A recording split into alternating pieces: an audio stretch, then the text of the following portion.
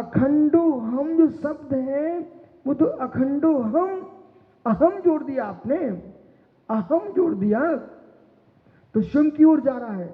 तो अहम शब्द स्वयं है कि अखंड शब्द स्वयं है, इसका बाह्यार्थ क्या है? महात्मा प्लीज सागरी, इसका बाह्यार्थ क्या है? दोनों को सामने सागर आपने एक रूप में देख के रखा है, आप कभी अखंड ओम का आनंद नहीं ले सकते। अखंडोम शब्द जो आपने बोला है, जब अखंड स्वरूप में लीन हो जाओगे तो अखंडोम शब्द छूट जाएगा। उस अखंडोम शब्द का बाह्यार्थ चेतन की एक अखंडता है। तो अखंडोम अखंडोम अखंडोम जो लिखा हुआ है वो शब्द तुम्हारे पटल में आ रहा है, शब्द पटल में आ रहा है, तो अभी आप पुद्गल की पर्या में लिप्त हो। इसलिए बीजाक्षरों का ध्यान स्यात्, आप देख रहे हो ओम, आप देख रहे ह्रीम, ये तो आप शब्द जो पुद्गल की पर्या है उस पुद्गल की पर्याय में आप एकाग्रचित्त हो। ह्रीम बीजाक्षर, ओंकार महाप्रणव बीजाक्षर, आसिया उषा बीजाक्षर, आसे हा पर्यंत बीजाक्षर, सिद्धवंश मामनाया, ये सारे बीजाक्षर हैं। 64 वर्णों का ध्यान कर रहे हो, परंतु अपने जैसे अंकन्यास विधि का ध्यान कर रहे हो। इस सारा का सारा ध्यान चित्त को अन्यत्रता से रोक रहे हो, चित्त को अन्यत्र से जाने से रोक रहे हो, चित्त को चैतन्य में नहीं रोक रहे हो।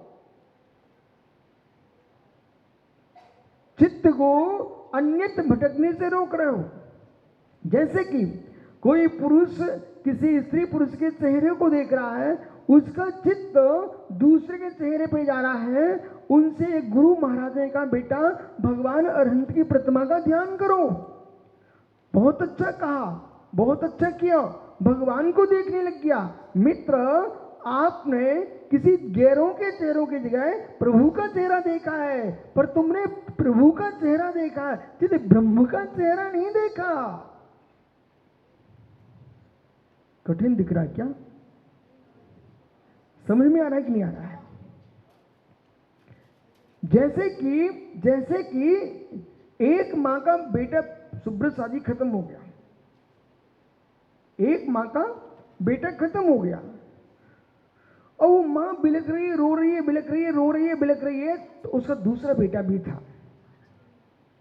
समाज के लोग आए, अन्य माताएं आई, उन्होंने उस बच्चे को बुलाया जो जीवित था, उसको ला करके उसकी गोद में बिठा दिया। बोले, माँ तुम्हारी गोद तो भरी हुई है, आप इसको लो ना। वो बच्चा भी कहता, माँ मैं हूं।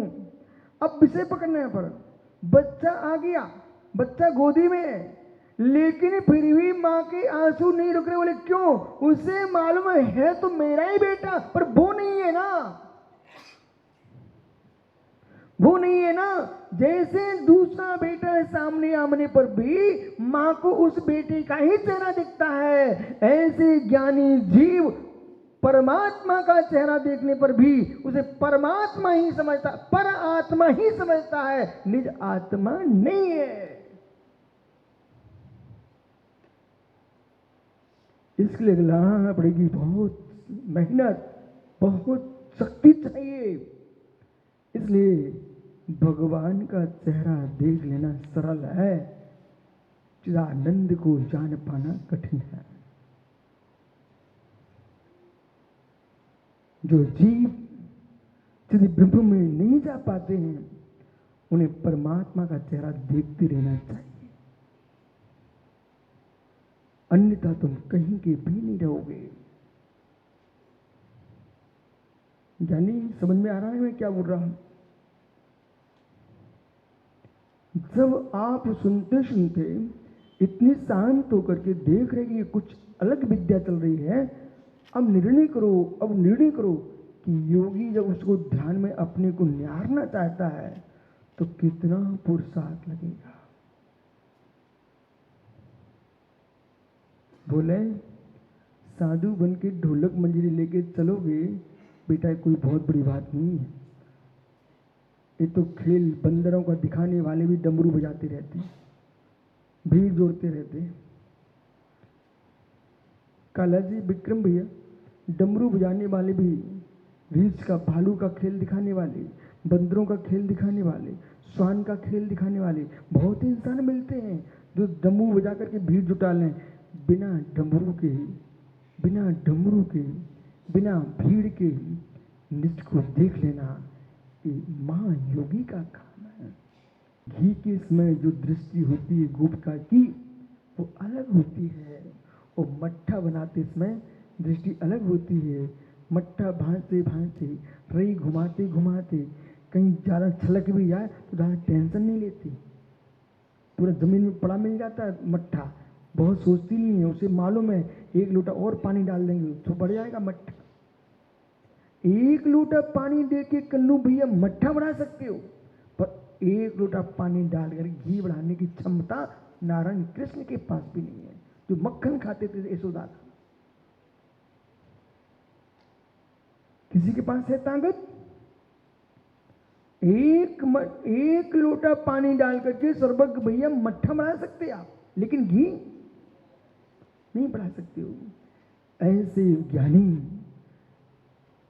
एक तीर्थंकर की जगह तुम 24 तीर्थंकर की भक्ति कर सकते हो, और मुनियों के अलग चढ़ा लो, और केवलियों के सिद्ध क्षेत्रों के अक्षर क्षेत्रों के अलग चढ़ा लो, बना लो जितनी भक्ति बनाना हो। लेकिन स्वानुभूति के लिए ये कुछ भी नहीं बढ़ेगा, मात्र संकुचित होगा। ऐसे नहीं खिलेगा, संकुचित होगा।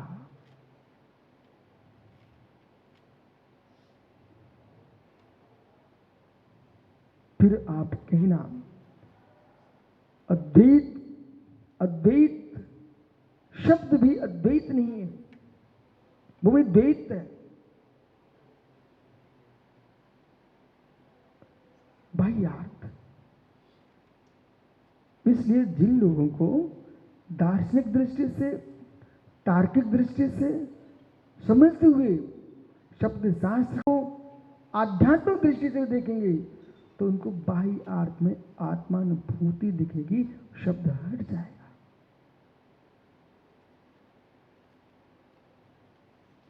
जैसे चावल धान्य में होता है, चावल धान्य में होता है, राजिम में बहुत सारा उबलता रहता धान, और मालूम बड़े बड़े मैदानों में फैला पड़ा रहता है भाई राजिम बराबर। लेकिन सुखा लेते हैं, उबाल लेते हैं, जब मशीन में जाता चावल देखना चाहते हैं तो छिलके को हटना पड़ता है। चावल देखना चाहते तो छिलके को हटना पड़ता है। चावल तभी दिखाई देता आंखों से जब छिलका हट जाता है। ऐसे मित्र आत्मानुभूति तभी आती है जब पर छिलके के समान हट जाते हैं। और एक ध्याता, एक खीर वाला चावल, खीर बनी रखी है, वो सिद्धों का स्वरूप है।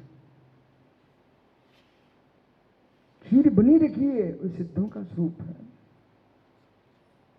धान चढ़े, छिलके चढ़े चावल को देख रहा है, योगी की दृष्टि है। खीर बना चावल सिद्ध परमात्मा, और धान्य के अंदर सुभाषित खीर देख रहा है, वो ध्यान में योगी का आनंद है, योगी का आनंद है। यहां बैठा हुआ योगी आपको शरीर में दिखता है, वो छिलके रहे धान की खीर को देख रहा है, कर्म शून्य भगवान आत्मा को देख रहा है। अब कहता किसको पूजूं, किसकी पूजा करूं।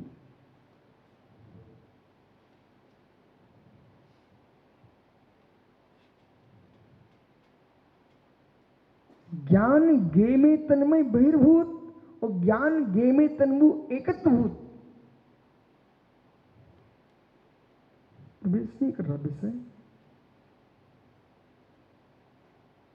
प्रवेश नहीं कर रहा विषय।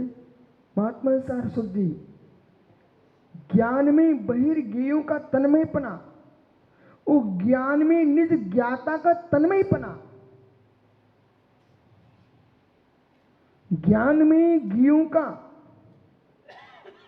बहिर्व्यापी व्यापक भाव, ज्ञान में परिज्ञेयों का बहिर्व्यापी व्यापक भाव पवन भाई, और ज्ञान में अंतर्ज्ञाता ज्ञेय का अंतर्व्यापी व्यापक भाव। क्या? जो अंतर्व्यापी व्यापक भाव है, अंतर्व्यापी व्यापक भाव है, वही अद्वैत की अनुभूति है। जितने अद्वैत सिद्धांतवादी हैं उन्हें उपदेश सुनना चाहिए है, उन्हें उपदेश समझना चाहिए है। बोले हम अद्वैत के राग को भी द्वैत कहते हैं, अद्वैत के व्याख्यान को भी द्वैत कहते हैं। अद्वैत की सिद्धि भी द्वैत से होती है। जो अद्वैत है, अद्वैत है, उसे न सिद्ध करना है न असिद्ध करना है, वो तो जो है सो है।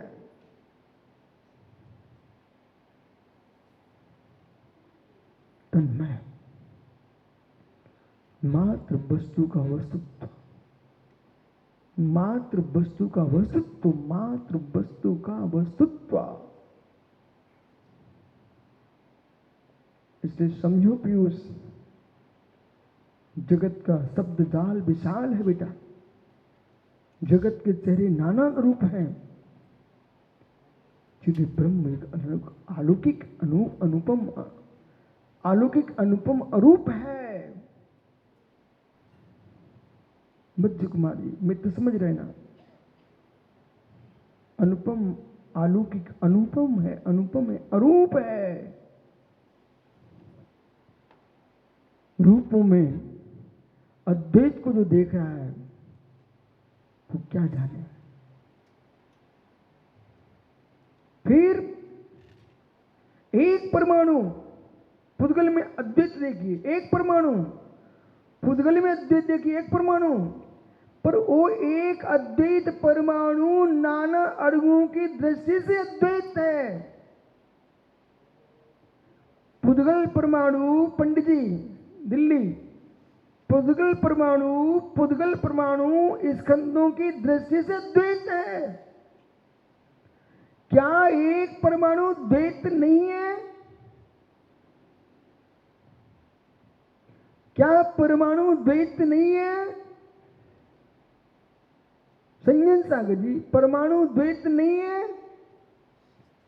एक प्रदेशी नाणो, एक प्रदेशी नाणो, एक प्रदेशी अणु, एक प्रदेशी अणु अद्वैत भूत होने पर भी द्वैत भी है। शक्ति रूप में नहीं, अभिव्यक्ति रूप में। स्पर्श दो, गंध एक, वर्ण एक, रस एक, उसमें रहेगा कि नहीं रहेगा? इनसे रहित है क्या? सुखी गुणों की दृष्टि से द्वैत है, द्वैत है। इसलिए अद्वैत में भी द्वैत है और द्वैत में भी अद्वैत है। ऐसे शुद्ध परमात्मा, सिद्ध परमात्मा अद्वैत है, पूर्ण अद्वैत है। अद्वैत होने पर भी उनके अंदर से द्रव्य कर्म, भाव कर्म, नो कर्म शून्य हो चुका अद्वैत है। अद्वैत होने पर भी द्वैत है। 8 गुणों से युक्त है, ज्ञान दर्शन से युक्त है। अमूर्तिक होने पर भी, अमुक्त होने पर भी, मुक्त होने पर भी अमुक्त है, मुक्त होने पर भी अमुक्त है, मुक्त होने पर भी अमुक्त है। सिद्ध परमात्मा मुक्त होने पर भी अमुक्त है, मुक्त होने पर भी अमुक्त है। मुक्ता मुक्त एक रूप हो यहां।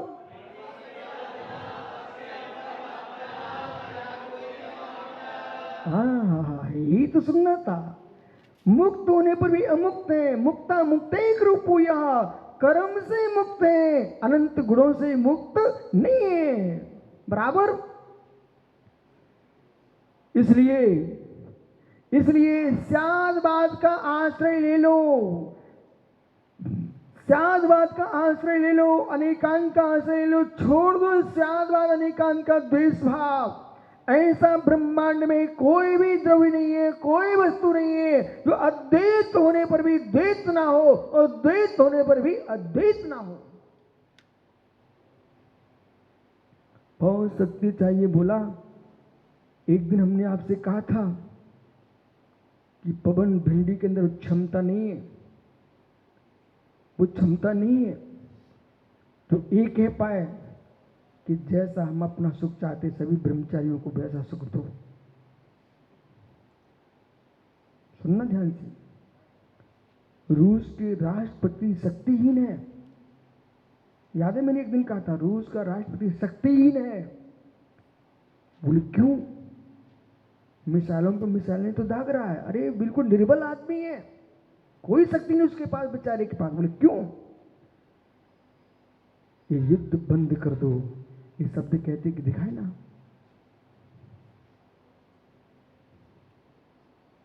तो कितने जीवों की रक्षा हो जाएगी।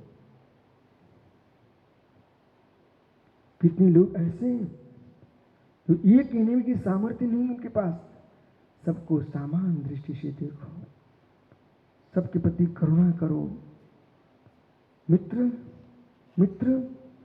कितने संप्रदाय लिए बैठे लोग अपने अपने पक्षों के चलाने के लिए, अपने अपने पक्षों को चलाने के लिए तलवार लिए घूमते, अस्त्र शस्त्र लिए घूमते।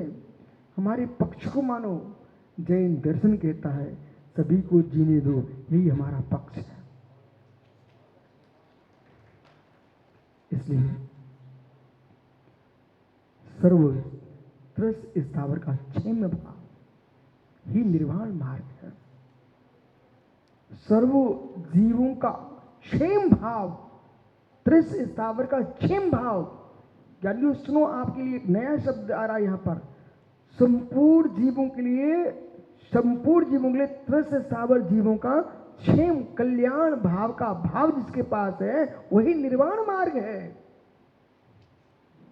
ऐसा स्वामी भट्टकेर जी ने लिखा है श्री मूलाचार्य ग्रंथ में। त्रस स्थावर जीवों का कल्याण जिससे होता है वही तो मोक्ष मार्ग है। अहिंसा का पालन करोगे तो त्रस जीवों की रक्षा का भाव रखोगे नहीं रखोगे, स्थावर जीवों की रक्षा का भाव रखोगे नहीं रखोगे, हमारा मोक्ष मार्ग होगा और उन जीवों का कल्याण हो जाएगा।